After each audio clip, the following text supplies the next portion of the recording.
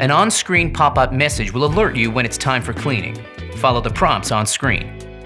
If you need to perform a group head clean manually, first access the settings menu by touching the cog icon on the upper right of the screen, then scroll down and select Group Head Cleaning. Before you start, you're going to want to empty the drip tray.